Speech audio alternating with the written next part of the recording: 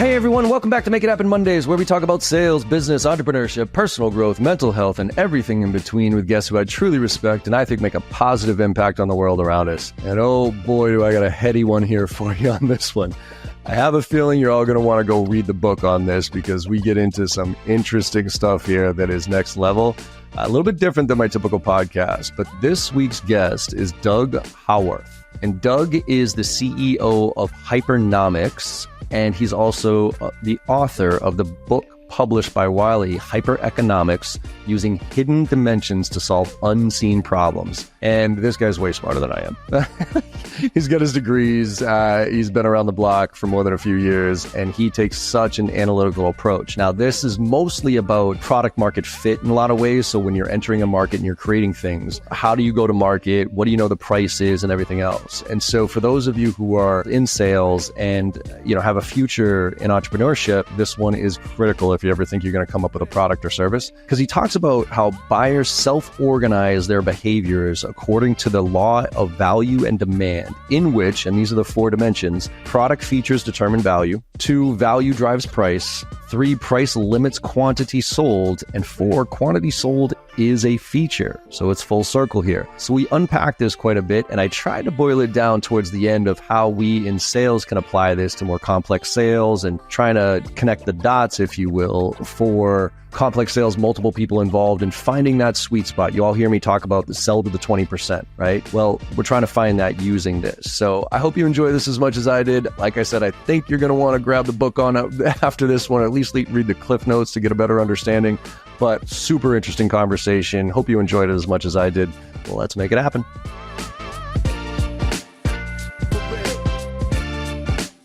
Doug Howarth, welcome to the Make It Happen Monday podcast, my friend. Thanks for coming on board. John, thank you so much for having me. It's a big pleasure to be here. Thanks. I appreciate it. And this is going to be an interesting conversation, man. I got to be honest, in prepping for this, I was kind of reading through some of the book notes, and there's some heavy stuff here, but I'm hoping we can boil this down to get people to thinking, because this is a different way of thinking. I have a few analogies here on this one that we're going to get to that I want some clarity on. But before we get to all that, and what's in the book, let's go back a little bit here and give us a little bit of how you got here. But I'd love to not just talk about your work origin story. Talk to me a little bit about your origin story, if you will, like growing up and kind of what got you into this and made you where you are today. Because I always love to hear what, like, from a grown-up standpoint, parents, those type of things. Did you kind of get a bug early in your career, those types? So give the audience a little bit of context here, and then we'll dive into it. Well, sure, John. I read that you wrote a book to your kid about why I wanted to get into sales.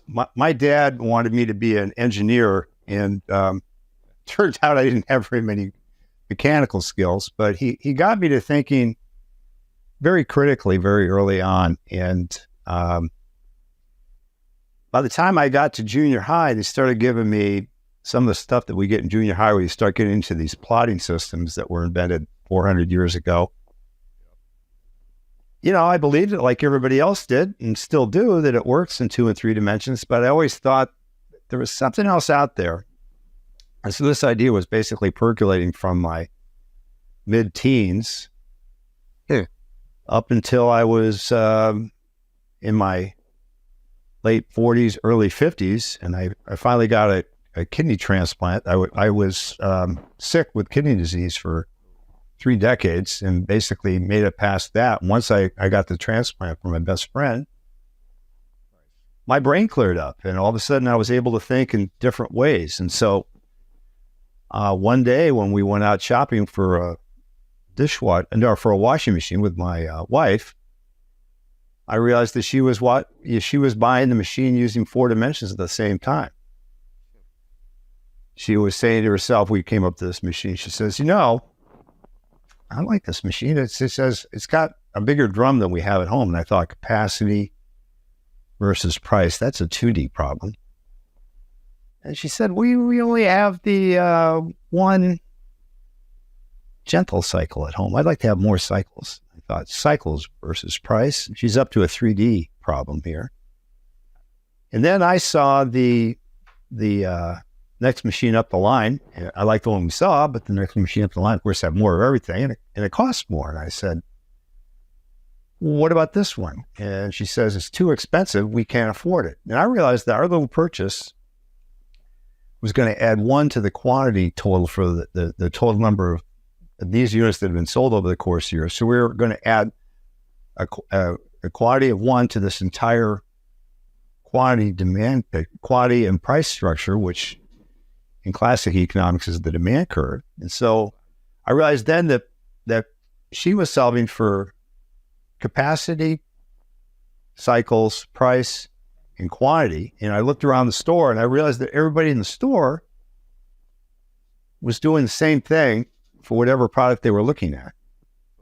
And so it hit me in an instant, and I eventually quit my job, worked out a way to plot 4D in a computer system, in an engineering plotting program, and then formed a little company around this, and eventually patented some software that's the world's first 4D software that lets you look at how the markets behave in these 4 dimensions. And what's interesting about this, John, is that the reason it works is that people self-aggregate their behaviors. So people form what we call a demand frontier. They have a certain price limit that they'll set for themselves. Often there'll be a quantity limit.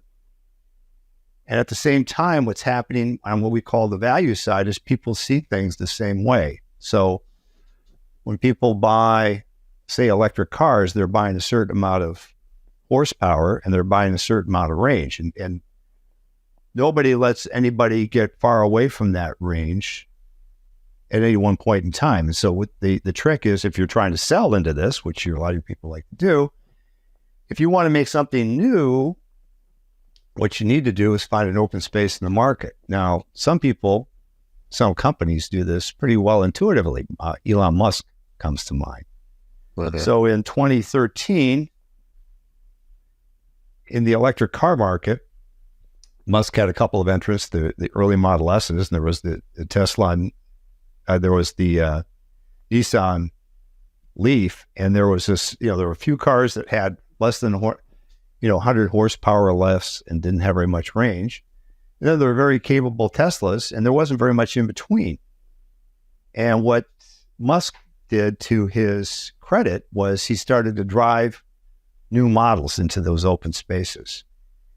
And out here in California, his Model 3 is turned into the most popular car in the state right now. So it's really a matter of it. The technology is one that allows you to map what happens in a way in which you can use it to your own benefit.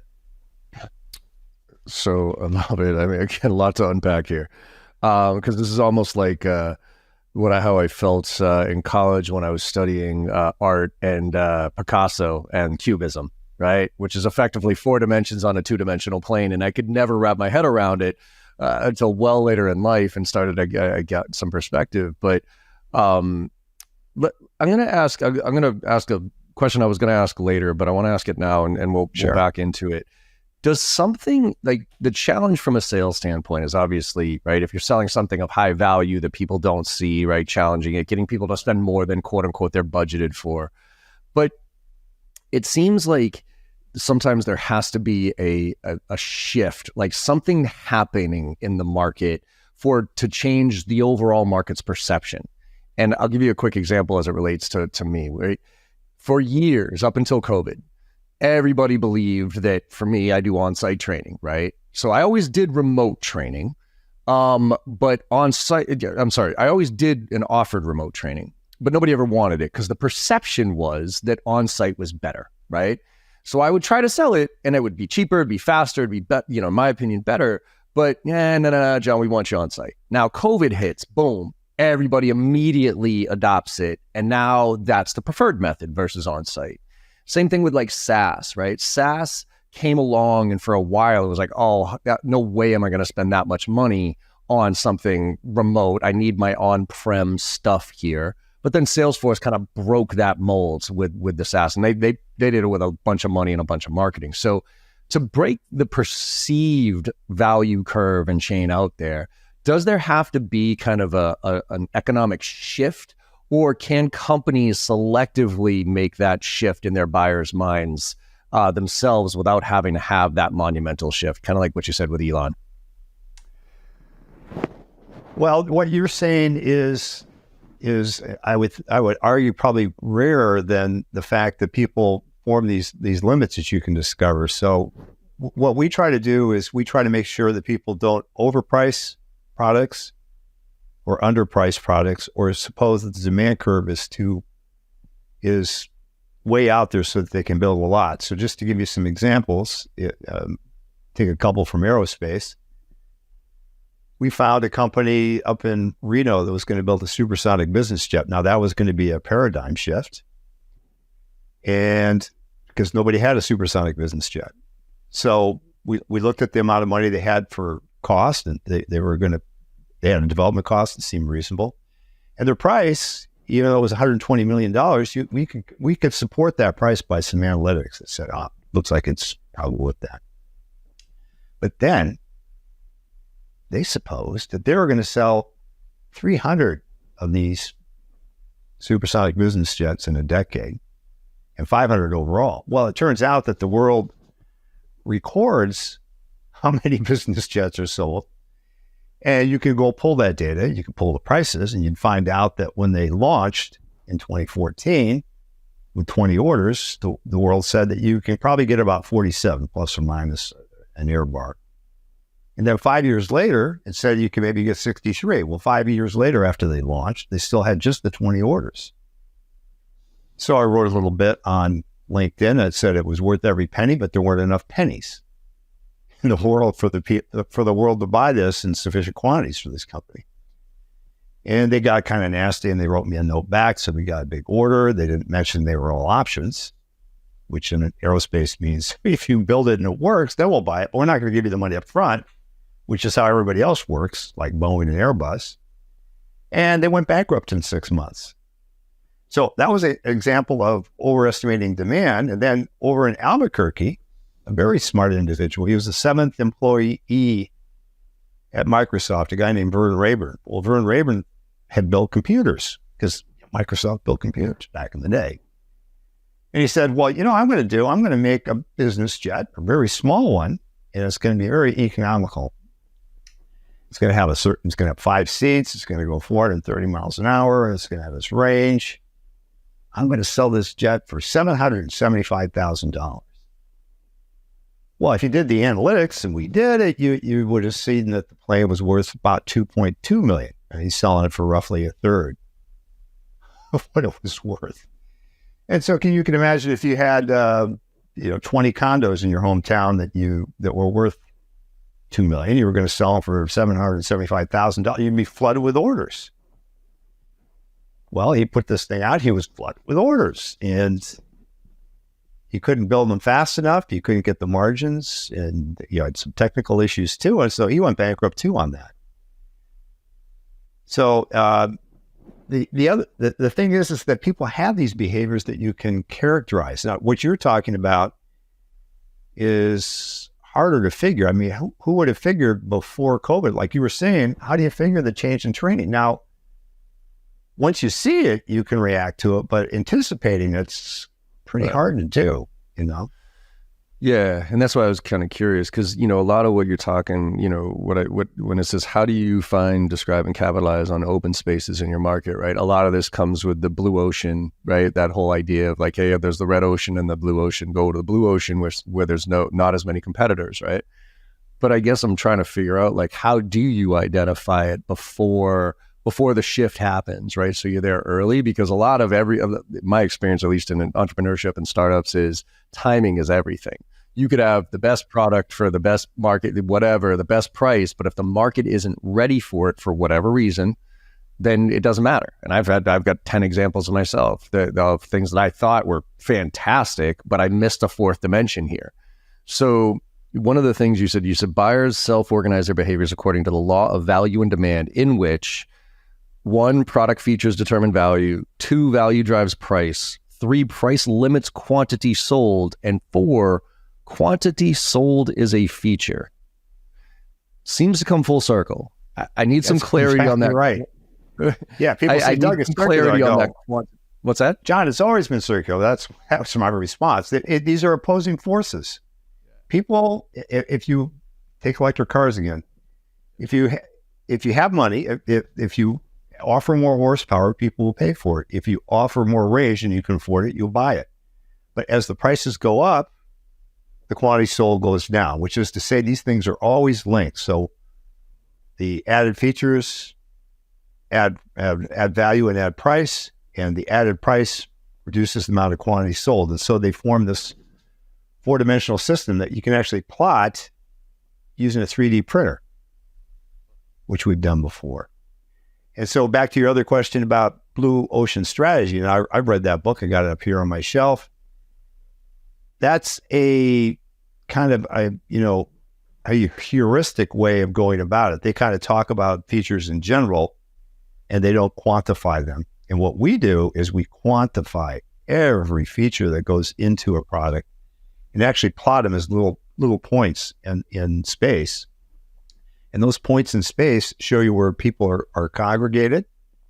And if you have some openings, that shows you where they're not congregated. Now, I can give you another example about why people do this, and I've done this for years. It's something I came up with very late, but it's actually very appropriate to this. He said, so roughly about 3 months ago, I got done with a trail run, and I was standing at the end of this trail, got off the dirt, got onto some asphalt where my car was. I was leaning over, breathing pretty heavily, and I looked down and I saw a tiny little reddish black ant. And I thought to myself, well, Richard Feynman, the Nobel Prize winning physicist, Richard Feynman used to watch ants. I said, I'm going to take a few minutes out of my life. I'm going to watch this ant work. And so what I did, I see this ant starts to make a gradual counterclockwise turn. And he kind of stops and fits and starts. And eventually he goes 360 degrees, but he's a little bit wider out at the end of 360 degrees than he started. And then he does it again in little jumpy things like this. And he makes another 360 degrees. And then he does it again. And he's still out further still. And I realized when he's stopping on these rocks, these little pebbles, asphalt not being even, the higher asphalt pieces, he's just stopping there and he's taking a look. And he's going out wider and wider. And I realized this guy, this 1/4 inch long ant, he's doing reconnaissance. So I went home, raced home and typed ant reconnaissance into a Google search bar. And sure enough, ants do recon. And what they do is they look for places, these are called rock ants out here. They look for places that are flat, dry, have the right amount of floor area, don't have too much headroom, but enough. And what they do, importantly, like what people should do in markets, is they look to avoid neighbors. They try to get away from people that can edge in on their territory. So this specific species of ants has been around 140 million years to 180 million years ago, which tells us that since we're smarter than ants, we've been doing this since there have been humans doing recon. And so the recon in this case is actually looking for housing. And it has the same kind of salesy stuff that you do, which is you're figuring out, well, what's this worth? What's that worth? When am I going to pay for this? Why should I employ, if you're an ant colony, why should I employ somebody doing recon? Because that's part of what their output is. They got some guys that are building the nest, and other guys are out there researching the nest. And so they actually form a little economy for themselves where they have people doing recon that comes back and gets translated to the colony so that they can actually get a better life for themselves by finding out where they need to go. And that's really what humans are trying to do too. So then why do so many products are so over feature oriented? And the context of this is in the SaaS world that I live in, right? I wrote a blog post a long time ago called Sell to the 20%. And it's my fundamental belief that if you pick any product or service you own, I guarantee you only use about 10 to 20% of the functionality of whatever that product or service is. And so because of that, that's how I believe people buy, right? They don't care about the whole thing. They care about the part that's most relevant to them, but that's different for everybody. So how do you how do you, and quite frankly, a lot of the companies that I work with are engineering founded and led companies. And so I always find a drastic difference between an engineering led company and a sales led company.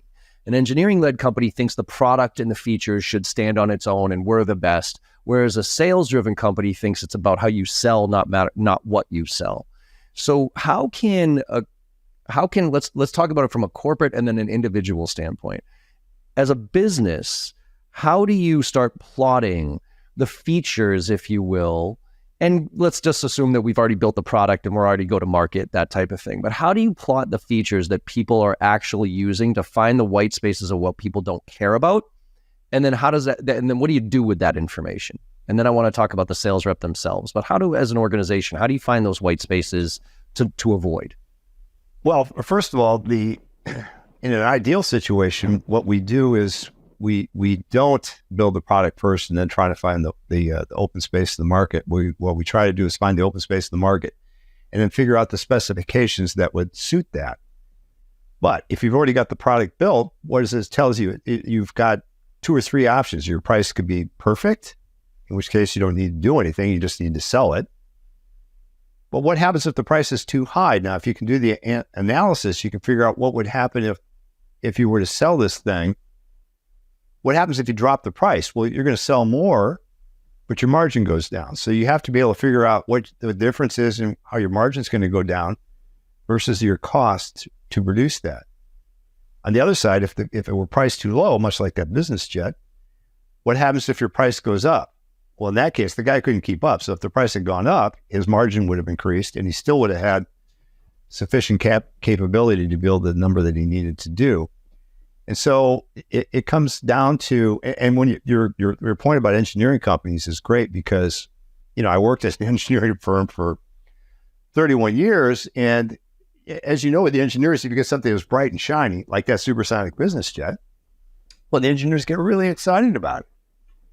And then you say to yourself, okay, I'm a sales guy, but how excited is the market going to be about this? And so in a blog post I just did about a really fast, shiny thing, my ex-company, Lockheed Martin, they decided to build something called the AGM 183. Maybe some of your listeners have heard of hypersonic missiles. Hypersonic means that it goes faster than Mach 3. And so that Lockheed was going to make this hypersonic missile that was going to go Mach 7, which is fine. But they wanted the range to be 1,000 miles, which I figured out was not fine. And I'll tell you why. Because at 1,000 miles range, this thing became as big as a small jet plane by itself. And so, along with the size of this thing being big, it was as costly as a mid-sized Gulfstream aircraft. It was $42 million for the first one. And the Congressional Budget Office, in their infinite wisdom, said, well, I wouldn't know if we're going to buy this version, but we think whatever version we buy, they'll start at 42 million. By the time we get to 100, they'll be down to 14 million. We can buy 100 at that point. But what we do is we go out and say, well, let's go look at the points that you actually have purchased, you being the U.S. government, which you have purchased over 20 years, and you start to plot those things, and you come up with a little line, and that line says that, oh, you're down here. You can sell 100, sure, but there has to be 3.5 million, not 14 million. And so what's the chance of that happening? Well, it's less than 1 in a trillion. That will not happen. And all these brilliant engineers at Lockheed didn't take the time to do this analytic job you can do this for, most guys after, it takes a few weeks to retrieve the data. And once you jam it through the software takes care of it pretty quickly. Mostly it's data retrieval that we spend our time on. But that engineering firm didn't bother to do the sales analysis, back to your point there, John. And the sales is everything. I mean, just because you make something cool doesn't make your company profitable. You got to sell it. Do you believe that in the old adage you hear everybody, people buy on emotion and back it up with fact? Oh God, yeah. And they build with emotion, back it up with fact. That's the same thing we just saw here.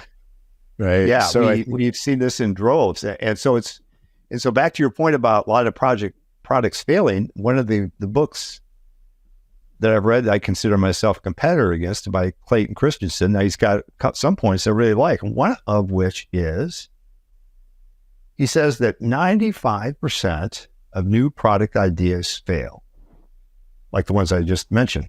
Well, why is that? Well, in many, many cases, they haven't bothered to do the analytics. And so what we're hoping will happen is that people start picking up these ideas and they'll start to percolate through industry and academia, government, and people will start to say, if we do this and we apply this every time, instead of having only 5% of the programs that we're launching, products launching that are successful, what if we made it 6? Go from 5 to 6. Well, you could look at it the other side. Oh, you're going to just drop your failure rate from 95% to 94%. Well, the other way to look at it is, no, I'm increasing my success rate by 20%, going from 5% to 6%, or maybe even 7%. Well, what would happen to the world if we get more and more products that launch successfully because people took the time to figure out what would work successfully? Now, having said that we've done the analytics, just because you've done the analytics, no guarantee you're going to get the product to work. I mean, there's a million ways you can fail. Well, let's take a couple off the table before you start. Let's take away I'm going to overprice it. I'm going to have, suppose the quantity is too great. I'm going to suppose people like this feature when they really test out, they like that. You got to take a few of these things that you could know in advance and take them off the table. So what we like to talk about, John, is that we like to take the distant past, take a good look at the distant past, the near past, and the present to predict the near future. So the distant past, near past, and the present can predict the near future. If you can think of it like a soccer ball, if somebody kicked the soccer ball to you from 20 yards away, so at 20 yards away, that's the distant past. It gets 10 yards to you, that's the near past. It comes up to you, that's the present. Well, you've got a pretty good idea where that ball is going to go the next 3 to 5 yards. And that's kind of what we're trying to do with the analytics, is to show people what people have done over time and then work out what we would call the economic trajectory analysis, or the ETA, of where the market's moving. And so that turns out to be a pretty useful concept as you go forward in this. Absolutely. Arena. How does this compare to or relate to design thinking in a lot of ways, right? Because when it comes to sales, right? I mean, design thinking is usually a lot of product, right? Where they watch the consumer and then they create the product based on the consumer. What you're doing to a certain degree is looking at the market and creating market, pricing and products that fit to where the market is. So, because I see a lot right now of design thinking being applied to sales, where they walk into a customer and instead of like going top down to the CEO and trying to sell them on this big vision, they work the floor, they understand the work through, the flow throughs and the logistics of things, and then they come up with a solution that fits their needs, right? So are you basically taking that approach to a market as opposed to a sales scenario?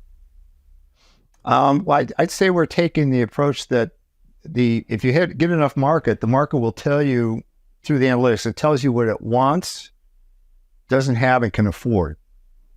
What it wants, doesn't have, and can afford. So basically, it's giving you some sense in these responses about how it responds to, getting back to electric cars, how it responds to horsepower and range. And it's giving you some looks about the open spaces relative to price. And so if your cars, back in the mid 10s, there weren't any cars that were between 300 and 500 horsepower. I mean, we remember the big Tesla, the Model S's had, started at 700 horsepower and went up, and nobody had built anything that was in 300 to 500 horsepower range. So if you know what people have spent for this amount, and you know what they've spent for this amount, then you can interpolate in between to do that. And then back to your other point about trying to work out the design. Now, it's not all the physical features. We had an outfit come to us, can't mention the company, but it was a general aviation company that was building a new plane, and they had a certain range and seats and speed and all that kind of stuff, the things that you pay for. And so we're starting to work all that stuff out. We give them an answer, and they said to us, great question too, by the way. So, Doug, we think our plane is prettier. It's better looking than the average plane. Can you figure out what our plane was worth for the added cosmetic features of it? I go, never looked at that, but let's try that. So what we did was we took 3 view drawings of every plane that was in our database, and then we passed them out to people in a survey mode and said, rate these planes from 0 to 10 based on how attractive you find the lines. And it turned out that one of the best-selling planes in the industry was the most attractive, and our client's plane was close to being the most attractive, and it added value to the plane. So you can use these quantitative measures for qualitative features. I'd venture to say that was actually Tesla's, my ignorance of the data and the analytics side of this, because my wife's an environmental scientist, we actually had, the movie Who Killed the Electric Car by General Motors, like how they had the original electric car and they killed it. So we actually had one of those, right? It looked like a little silver bullet. My wife got it through a grant. And then we went to the Prius, which I fucking hated, because it just looked dumb. I had this little bullet that we like kind of looked dumb, even though the thing screamed and I was like shut my mouth when I got into the thing. Then we had the Prius, and I felt like an idiot. No disrespect for people who drive Priuses, but I just felt like an idiot driving the thing. It's probably my ego over anything else. But then Tesla came out, and the Tesla looked awesome. It looked like a badass car, and all the other stuff. Yeah, range was better and all this other stuff. But to me, the biggest thing that hit was, holy shit, finally a car that looks cool and is electric. Right. And I think that was the premium. I don't know what their economics are as far as how much that thing costs to make and if it's better or worse or whatever. I don't know. But I do know that perception of the cool factor was what I think shot Tesla through the roof. Yeah, that can be a big adder to our car. Now, having said that, what's also interesting too is some of your listeners probably don't remember the DeLorean automobile, except maybe they saw it. Of course, Back to the Future. Back to the Future. If you don't know Back to the Future, then you don't know. You haven't been listening to this podcast. Back to the Future is awesome. Yeah, it is. It is awesome, and there's a line in there when the Doc Brown wheels in the DeLorean, and Marty says in shock, he says to Doc Brown, he says, "You build a time machine out of a DeLorean?" And he says, the way I look at it, you got to do something that's kind of cool. Yeah. And so DeLorean was selling cool with his car because, for those of you who don't remember, it had gull wings. That was a big feature of it, and it had stainless steel construction. So he was selling this car for about $25,000 back in 1982. A lot. It's a lot, yeah. And it turned out to be about as much as a Porsche 911, back in the day. But the Porsche 911 and cars of that type had roughly double the horsepower that the original DeLorean did. And so what happened then was that, people liked the style. Some people bought the car based on the style, but people like sports cars like horsepower too. And so there wasn't enough horsepower to be built. So he missed the value proposition. So he tried to sell it for $25,000. Our analysis said it was worth closer to $15,500.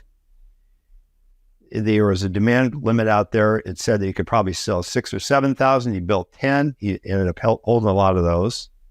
And in fact, he didn't hit the limit because the car wasn't worth everything that he wanted it to be worth because he priced it too high. So it kind of cuts both ways. The appearance is huge, and the Tesla is a testament to that. But you've got to integrate all these things together at the same time to try to make a good product. Did Henry Ford do that? So let's go back to the early days, right? Like the whole adage, everybody's heard the quote, if I listened to what the market wanted, I would have built a faster horse, right? And so he built something, right? He built something that like the market wasn't asking for, right? So, and again, let's just make sure we're clear. He didn't invent the automobile, right? The Germans did, but he operationalized it and he created the assembly line. So what was that analysis like for, like, if you were to plot this? Did he just hit because it was a gap in the marketplace that people didn't even know they needed, and he figured that out? Like, help me understand how this plotted against that allowed for that to happen. Well, I think there's a couple things going on here, John. One is what you just said. There was a gap in the market. People, all things being equal, if you wanted to go someplace at 20 or 30 miles an hour versus 6 with a horse, people are going to go faster if they can. And they don't have the smell that it comes out of the horse that you get with a car. So that's part of it. But Henry Ford's great contribution was the assembly line, and he figured out how to keep dropping costs out. So one of the things, and in fact, it's an example in my book, is that as you continue to build stuff, in order to keep selling it, it's like big screen TVs. Big screen TVs now cost 3% of what they cost 20 years ago. Now, how do I know that? The Bureau of Labor Statistics actually captures that data. So if you were to buy a 720 DPI screen, I don't know if they make them anymore, but this is as a couple of years ago. Well, back in the day, that was HD back then.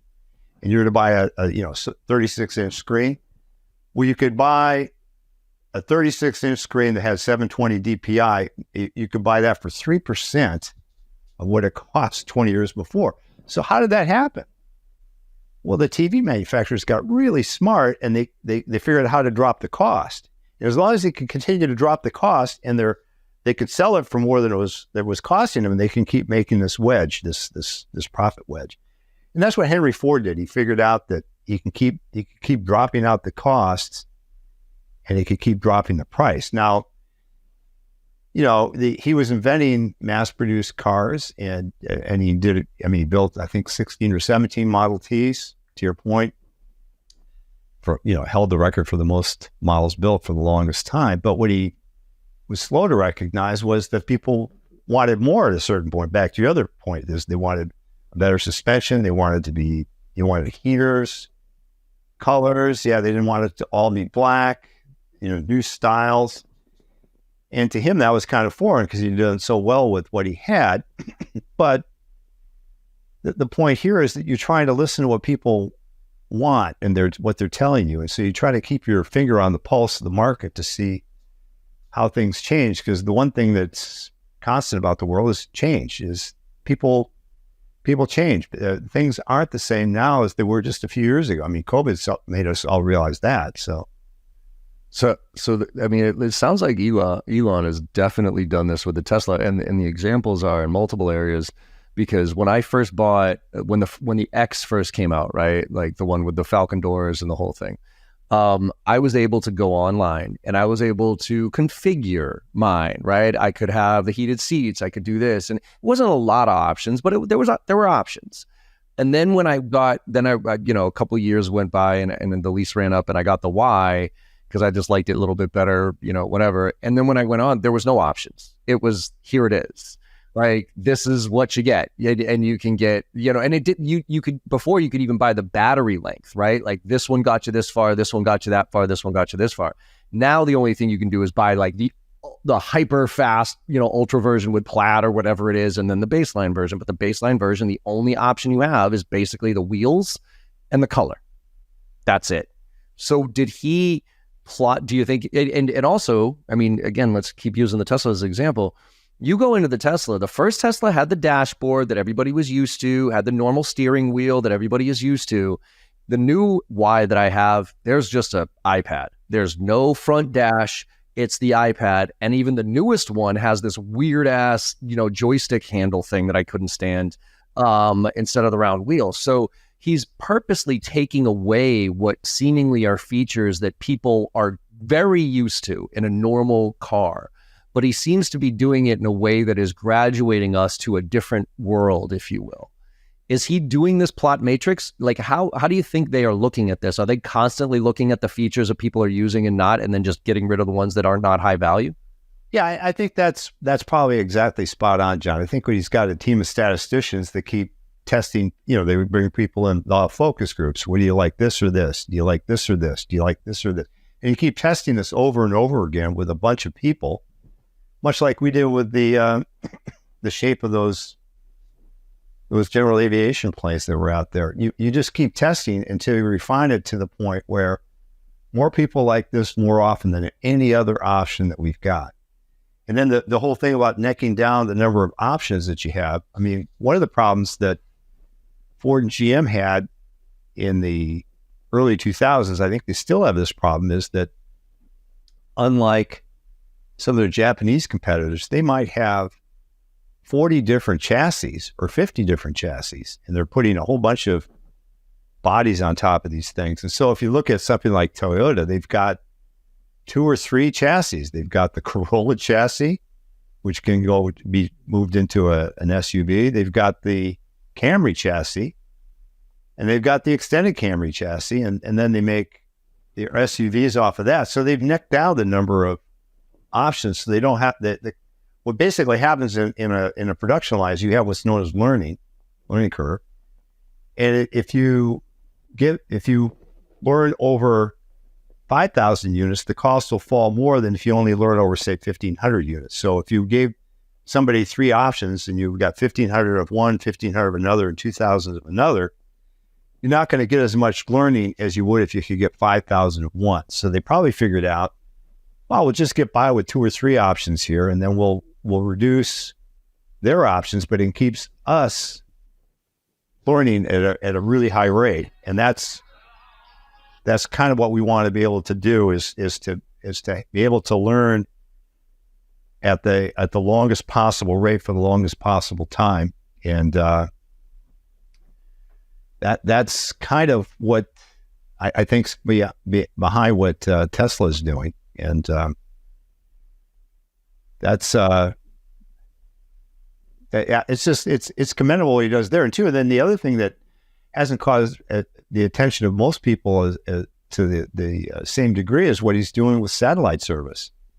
His Starlink system, he's putting up these satellites that just weigh a few hundred pounds instead of tens of thousands of pounds.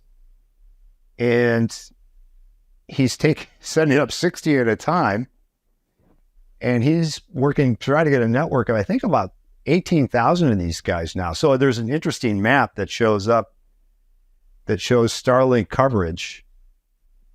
And it shows all the satellites that he has floating around the planet. And when you talk about trying to fill open spaces, well, there's nothing so graphic as satellites filling open spaces in the sky.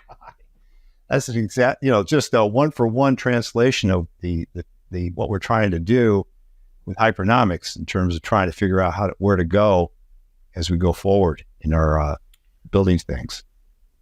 So let's finish up with the application to sales, right? So I think this is go-to-market strategy, trying to find that blue ocean to a certain degree using plots and data. Plot the dots, I think, is how you described, if there was one sentence to describe the book. As a sales rep, right, we're dealing with a fixed product, if you will, a solution that somebody else has dictated, the price and all those other stuff. But the key is obviously finding the clients, right? Like where's the white space with the client and what do they value versus what everybody else values, right? Let's go back to that sell to the 20%. How would a sales rep, using kind of the theory or the practice around this, be able to apply it to find where the value and price, and the 4 dimensions intersect, if you will, for the client for what they're trying to sell? Is there a practical application for a sales rep to be asking questions, to be plotting certain information that they can use to then determine this client doesn't value these things, therefore I need to focus on this, or my pricing, I can hold it because they see the value of that versus I got to discount this because the client just fundamentally doesn't see the value in this, even though my company's telling me it's fantastic. Well, that's an interesting question, John. I hadn't thought that through, but what we've discovered in the past, just to do a little end around on this, is that we've discovered that the technique of Hypernomics works in different fields. So, for example, with respect to COVID, instead of COVID is not trying to solve for money, it's trying to solve for cases. And so COVID goes, and these might be sales. COVID COVID looks at two primary factors, or at least in 2020, early on in the epidemic. COVID was looking for the population density of a country. So if you were to plot the cases per capita against population density, you'd find that the COVID was pretty highly correlated to the population density. And that was expected. But what wasn't expected was that COVID was also pretty highly correlated with high income countries where the per capita income was higher. Now, I think as time went by, people said, oh, well, the reason is because high income people at the beginning of an epidemic are the ones that are traveling and they get a chance to spread the disease. And that's what COVID liked that a lot. And so the sales application of something like that is to try to figure out your target, the number of sales, and you'd have to try to figure out, well, what do these people like, as opposed to, they're making this product, I got to make the sale. What do these people like in salespeople? They like the approach that you have, because you might say, well, you're going to be affable with them. You're going to be accommodating. You're going to be able to give them discounts if they want, and you measure your discounts against what you need to do for your goals. But you'd have to have a lot of that stuff kind of pre-programmed in your head. As to what they say this, I'm going to say that. I know you had Chris Voss on your program, whom I've met before. He's a member of the same men's group I'm in. Chris Voss talks about, negotiations and never splitting the difference, but he does want to try to figure out what the other person wants and tactical empathy. And so what you need to do, what COVID was doing, COVID was figuring out what it wanted. It wanted people it could infect, and it just needed targets. And how did it get targets? It got targets from density and travel. You need to be able to get people that are amenable to your sales, and you need to figure out what it is that pushes that line up for you versus what would push the line down for you. Yeah, and I think that's the never-ending challenge of sales professionals, is to find, like, especially in complex sales, you got 3, 4, 5, 10 buyers sometimes, and finding what they value versus others, and therefore, and who values it on the value chain or the decision chain as well, right? Because there's some people below non-decision makers, if you will, that value certain features really, really high, whereas the ultimate buyer doesn't necessarily care about those features. They care about some other stuff. So plotting that, it'd be interesting almost to do a 3D map of every conversation that you have in a complex sale and seeing where those dots, if you will, intersect, right? Because that's what I try to help is reps figure out what's the Venn diagram here, right? So if I'm talking to the technical buyer and the economic buyer and this buyer, that type of thing, they're all going to have their own priorities and challenges, but what's the Venn diagram where we can all kind of agree that this is the problem, this is what we're trying to solve, and this is what's important, and then hyper focusing on leaning in on that to get everybody to agree. And it'd be interesting to apply this to a kind of almost like a sales process to see where those dots on that graph get plotted from a 4D standpoint. Well, and as you were saying that, I realized that I realized an application of Hypernomics that would be critical to you would be, to the salespeople that you're working to, do they make more money with fewer, more expensive sales, or do they make their money with many more less expensive sales? And that's what's known in economics, well, they call it the elasticity of demand, because they like to have a lot of syllables. I call it the demand slope, because I don't like that a lot of syllables. And it basically is asking, well, what happens? Am I going to make more money making 2 sales at $1 million, or am I more likely to get 6 sales at 300,000 or 500,000? And so what you need to do over time, I would argue, is you need to start to try to plot that for your people and say, well, the data is suggesting that we're actually down here, we should be up here, or we're up here and we should be down here. Now, we're not going to give away the people that are at the top to whom we've already sold, but it works out in some markets that there's more money at the lower price part of the market. So back in aerospace, for those of you people that know airplanes that the government has, there are 21 B-2s that the government bought for about $1.2 billion, but there's about 4,800 F-16s they bought for $30 million, which means there's over 5 times the amount of money in the F-16 as there is in the B-2. Now you can contrast that with what it costs for reconnaissance. So there are $10 billion satellites that are out there, and they might sell 1 or 2 or 3, and they make a lot more than the little drones that you see that they might sell. They might sell 19,000 Raven drones, but they only cost $10,000 a piece. And so there's a lot more money in the top of the recon market than there is at the bottom, but the converse is true when it comes out to military fighter and bomber aircraft. And so it would be very useful for your sales team to actually plot that for themselves and say, well, where should we lean? Because we only have so many resources. Should we go to the top? Should we go to the bottom? Should we go to the middle? Is the middle underpopulated? Is the edge not populated enough? That would be a very useful question to be answered. In fact, the first thing we do in any market is we try to plot the demand, because that's only a 2D issue there. So we try to plot the plot is, the quantity sold versus the price. Those little dots, plot the dots. If you just plot quantity versus the price, you're going to see that over time that you're going to have this upper boundary that's going to form. And that upper boundary is your demand slope, your upper frontier. And you'd like to be able to know that. Awesome. Well, I got to read this book. So I skimmed through it. I picked out some of the highlights, but I definitely have to go deeper now. And I'm going to suggest the rest of my audience do the same thing. Well, I appreciate that, John. So absolutely, Doug. So where can people find out more about you, about the book, about what you're working on right now, so they can follow some of this stuff? And the reason I context here, and I'll set the stage for this when we kick this thing off, or the preface to it, but a lot of sales reps are entrepreneurs. A lot of sales reps are just inherently looking for that next step. And I think sales is an entree to that world. And so understanding, a great idea, good for you. But if you don't have this plotted out as far as price and all that other stuff, you could be failing, to your point, 95%, 97% of the time. So where can people find out more information about this very important topic? Well, again, my full name is Doug Howarth. So I've got a website that's cleverly enough, DougHowarth.com. That's DougHowarth.com. That's my personal website. We do all of our work on our company website, which is Hypernomics.com, Hypernomics.com. And the title of my book is Hyperonomics, Using Hidden Dimensions to Solve Unseen Problems. And that's not a stretch. That's actually what happens. There are dimensions that you can't see unless you figure out how to plot them.